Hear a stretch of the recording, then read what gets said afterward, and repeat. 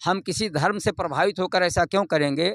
जब अयोध्या में राम जन्मभूमि बना है तो वहाँ बौद्ध धर्म का कोई अनुयायी नहीं है, इस्लाम धर्म का कोई अनुयायी नहीं है, सिख धर्म का कोई अनुयायी नहीं है, किसी दूसरे धर्म का कोई अनुयायी उस मैनेजमेंट में नहीं है। तो भारत में जो बौद्धों का वो है, कहा जाता है कि हमारे लिए जो है वो ज्ञान उत्सर्जन का केंद्र है, जहाँ पर तथागत बुद्ध को ज्ञान प्राप्त हुआ था।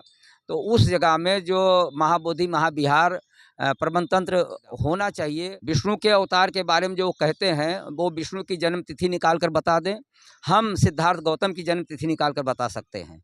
अपने आप स्पष्ट हो जाएगा कि कौन व्यक्ति पैदा हुआ था और कौन कब पैदा हुआ था। जब हम सिद्धार्थ गौतम की जन्म तिथि बताते हैं कि वैशाख पूर्णिमा जो है 563 ईसा पूर्व को पैदा हुए थे, तो फिर वो क्यों नहीं बताते हैं विष्णु किस सन में पैदा हुए थे, कब पैदा हुए थे। दुनिया देखती भारत में जब कोई विदेश का जो है कोई भी वीवीआईपी गेस्ट आता है, हमारे यहाँ कोई भी अतिथि आता है, तो भारत सरकार और उत्तर प्रदेश सरकार उनको सम्मानित करने के लिए जो प्रतिमा भेंट करती है वो तथागत बुद्ध की भेंट करती है। और विदेश में जाते हैं तो कहते भी हैं कि मैं बुद्ध की धरती से आया हूँ। इससे आकलन लगाया जा सकता है कि हाँ, सच्चाई क्या है। दोस्तों नमस्कार, आप सभी का स्वागत है एपीयूपी टीवी पर। मैं हूं आपका साथी अमरेश प्रजापति। अभी मेरी मौजूदगी गोंडा जनपद के गांधी पार्क में है और यहां पर जैसा कि आप फ्रेम में देख पा रहे हैं, यहां पर कुछ सज्जन मौजूद हैं और किसी बात को लेकर के चर्चा करने के लिए यहां पर एकत्रित हुए हैं। तो हम जानने का प्रयास करेंगे। बहुत बहुत स्वागत है सर, आपका परिचय और बताइए क्यों आप लोग यहाँ एकत्रित हुए। मुझे AK नंद कहते हैं।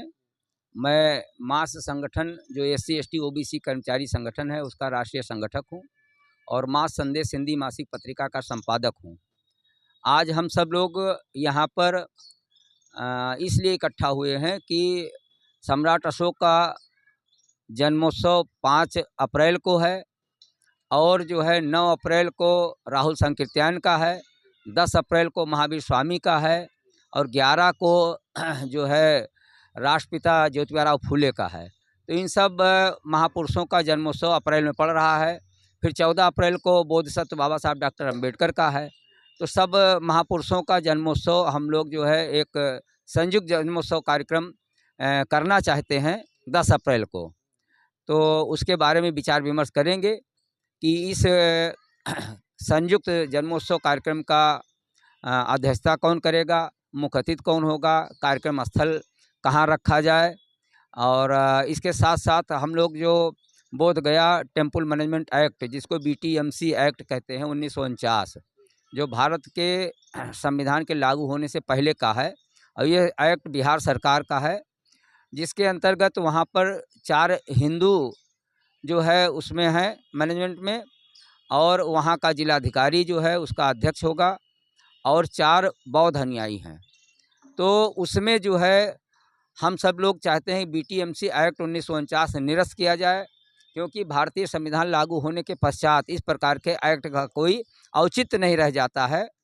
और जिस प्रकार से पूरे भारत में जिस जिस धर्म का मैनेजमेंट है उसमें दूसरे धर्म का कोई भी मेंबर नहीं है, तो फिर भारत में बौद्ध विहार महाबोधि महाविहार के प्रबंध तंत्र में दूसरे धर्म के लोगों का हस्तक्षेप क्यों।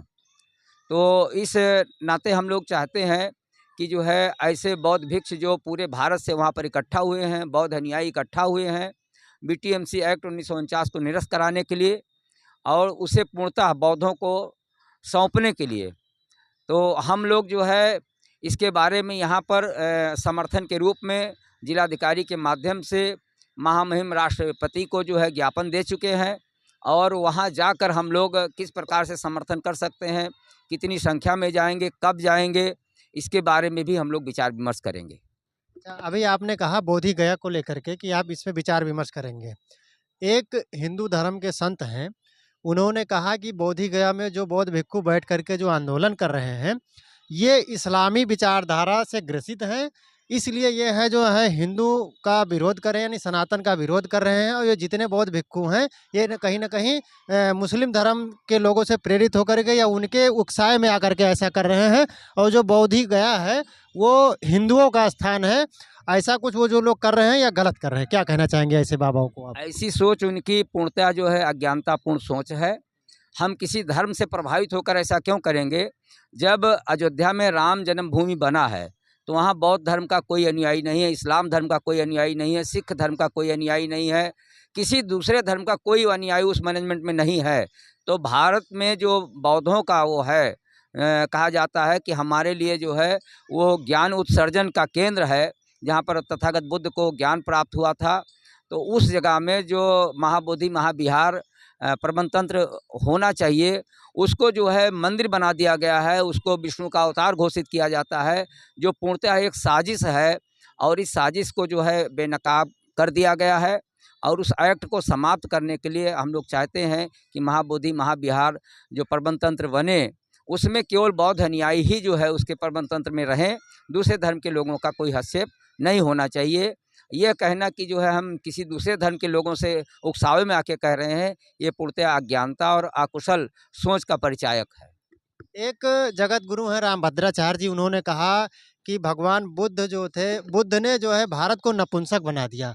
और एक तरफ उनका स्टेटमेंट ये भी आता है कि जो बुद्ध जी थे वो विष्णु के अवतार हैं। इस पर क्या कहना चाहेंगे? बौद्धिस्ट समाज क्या सोचता है और उनको क्या जवाब देना चाहेंगे आप? ऐसे लोगों को ये देख लेना चाहिए कि जिनके बारे में वो कहते हैं कि कौन व्यक्ति कब पैदा हुआ था, कहाँ पैदा हुआ था।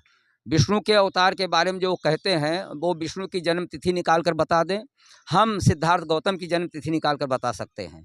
अपने आप स्पष्ट हो जाएगा कि कौन व्यक्ति पैदा हुआ था और कौन कब पैदा हुआ था। जब हम सिद्धार्थ गौतम की जन्म तिथि बताते हैं कि वैशाख पूर्णिमा जो है 563 ईसा पूर्व को पैदा हुए थे, तो फिर वो क्यों नहीं बताते हैं विष्णु किस सन में पैदा हुए थे, कब पैदा हुए थे।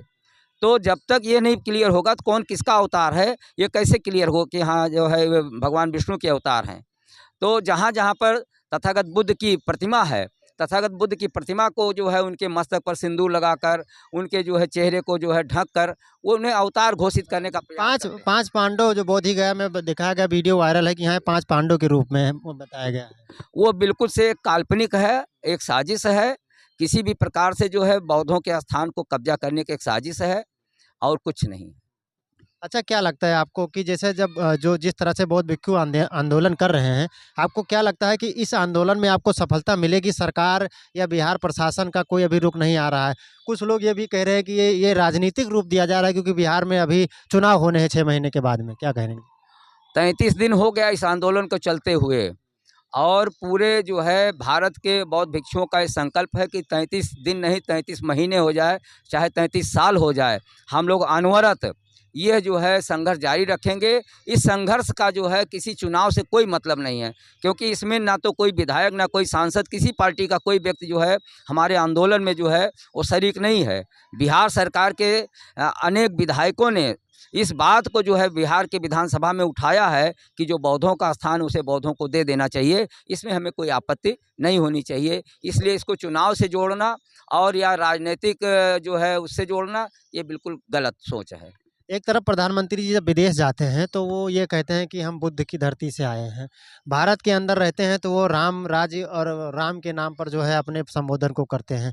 आपको क्या लगता है कि भारतीय जनता पार्टी जो विदेशों में जाती है बुद्ध के नाम को लेकर के अपनी प्रसिद्धि हासिल करती है और देश में आकर के ये बुद्धों को जो है एक तरफ एक किनारे करने का काम करती है? क्या लगता है आपको, ये प्रधानमंत्री जी सही कर रहे हैं या गलत कर रहे हैं? देखिए, हर राजनीतिक दल की अपनी एक सोच होती है और वो अपनी सोच के अनुसार, जो उनकी पार्टी की सोच है उसके अनुसार जो है वो वहाँ पर जाकर चर्चा करते हैं। भारत में पूरी दुनिया देखती है। भारत में जब कोई विदेश का जो है कोई भी वीवीआईपी गेस्ट आता है, हमारे यहाँ कोई भी अतिथि आता है, तो भारत सरकार और उत्तर प्रदेश सरकार उनको सम्मानित करने के लिए जो प्रतिमा भेंट करती है वो तथागत बुद्ध की भेंट करती है। और विदेश में जाते हैं तो कहते भी हैं कि मैं बुद्ध की धरती से आया हूँ। इससे आकलन लगाया जा सकता है कि हाँ, सच्चाई क्या है। चलिए, बहुत-बहुत धन्यवाद आपका सर, आपने अपना समय दिया। कुछ और लोगों से बात करेंगे। हाँ।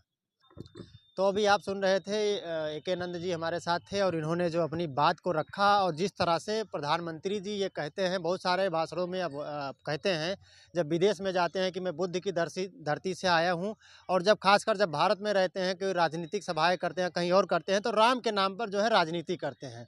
और जिस तरह से आज 1 महीना से अधिक हो गया है बिहार के बोधगया में जो बुद्धिस्ट जो अनुयायी हैं, जो बौद्ध भिक्षु हैं, वहाँ पर बैठ कर के अनशन कर रहे हैं और सरकार इनकी माँग नहीं कर रही है। तो कहीं न कहीं ये देश का एक माहौल जो है एक तरफ और बढ़ता जा रहा है और ये बात सही है कि जिस चीज़ का जो है जब विरोध ज़्यादा होता है, तो कहीं न कहीं उसका प्रचार-प्रसार भी होता है। अगर सरकार बुद्धिस्टों के जो बौद्धिस्ट समाज के जो लोग हैं, इनकी बात को नहीं मानेगी, तो शायद ये कुछ और करने पर बाध्य होंगे। तो कहीं न कहीं इस देश का जो कानून व्यवस्था है, इस देश के जो राजनीतिक जो लोग हैं, जो सत्ता में बैठे हुए हैं, उनकी भी ये जवाबदेही बनेगी। इसलिए सरकार से मैं भी ये आग्रह करना चाहूँगा कि जब बौद्धिस्ट समाज के लोग वहाँ पर बैठे हैं और साक्ष्य के साथ में अपनी बातों को रख रहे हैं, तो सरकार को उनकी बात को मान लेनी चाहिए। जय हिंद।